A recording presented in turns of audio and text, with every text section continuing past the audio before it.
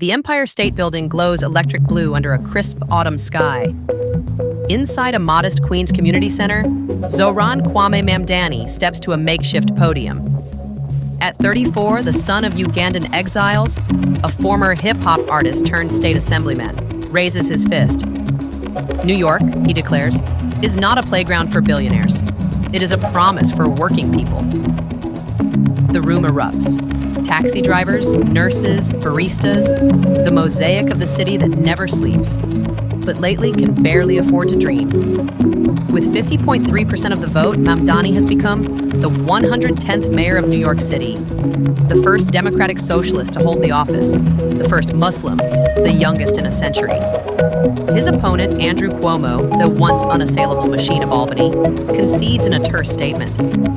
More than 2 million New Yorkers have spoken, the highest turnout in municipal elections here since the riots of 1969. But this is no protest vote. It is a mandate for transformation. At the core, an economic agenda as audacious as the skyline itself, designed to claw back the city from the jaws of inequality. Mamdani's vision is unapologetically progressive, rooted in the belief that markets, left unchecked, have failed the 8.5 million souls who fuel this metropolis. New York, once the beacon of upward mobility, now bears the scars of 40 years of deregulation. Rents consuming half of median incomes, childcare costs rivaling college tuition, a minimum wage that buys 30% less than it did a decade ago. His platform, hammered out in bodegas and union halls, promises not tweaks, but a wholesale reimagining. Public goods as rights, not privileges. Wealth redistributed, not through charity, but through code. Tax code, zoning code, procurement code. Let's begin with housing, the crisis that defines the Mamdani era.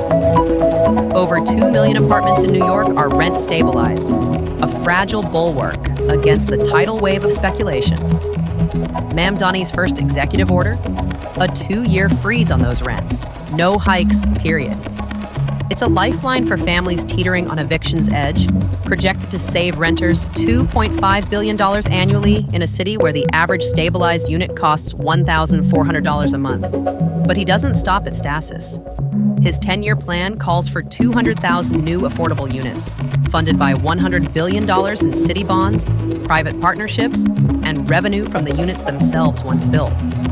Drawing from Helsinki's Housing First model, which slashed homelessness by 35% in a decade, Mamdani envisions converting underused office towers, ghost ships of the remote work age, into family homes. Critics howl. Rent controls deter investment, turning landlords into slumlords as seen in the crumbling tenements of the 70s. Studies from Cambridge, Massachusetts back them up. Corporate owners pulled 89% of controlled units from the market there.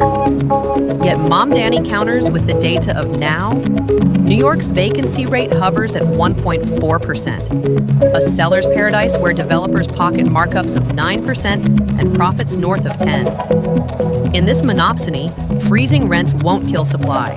It will force fair play, buying time to flood the market with public options.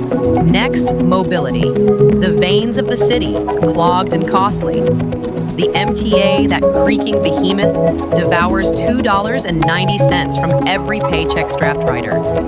Mamdani's cure, free fares on every bus and subway, starting with a pilot on the Q line by summer 2026. The price tag? $700 to $800 million a year, offset by reallocating policing funds and congestion pricing windfalls.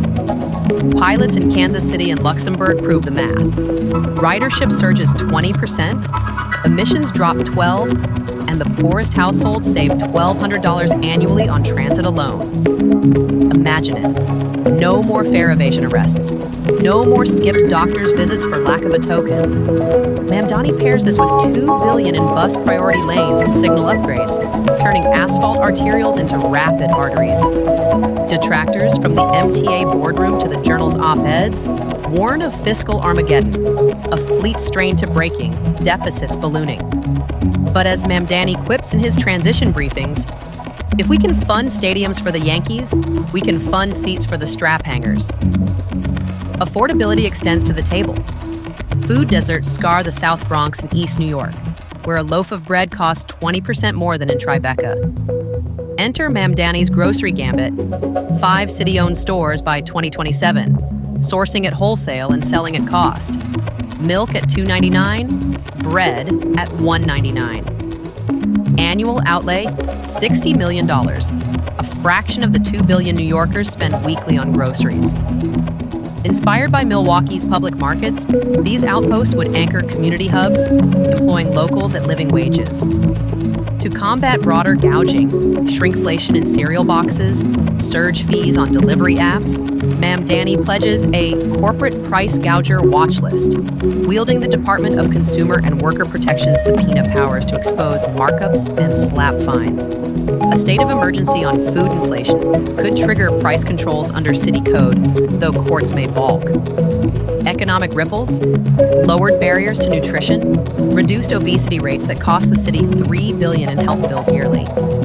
Skeptics see socialism's specter, government as grosser breeding inefficiency. Mamdani's retort, when supermarkets consolidate to 80% market share, that's not competition, that's cartel. Family is the fault line of economy here, where childcare devours more than rent for half of households. Mamdani's boldest bid, universal free care for every child from 6 weeks to 5 years, open 12 hours daily, year-round. Cost, up to $12 billion annually, depending on state buy-in. Quebec's model shows the payoff. Female labor participation jumped 8%. GDP grew 1.5%. In New York, it could unlock 20,000 jobs overnight, as parents reclaim evenings from second shifts. Paired with a minimum wage hike to $30 an hour by 2030, phased in over 5 years, this forms a ladder for the working poor. The city's last increase, from $7.25 to $15, lifted low-end wages 15% without net job loss, even boosting sales in affected sectors by 6.6. In monopsonistic markets like fast food and retail, where employers hold the whip hand, higher floors lift all boats, or at least keep them afloat.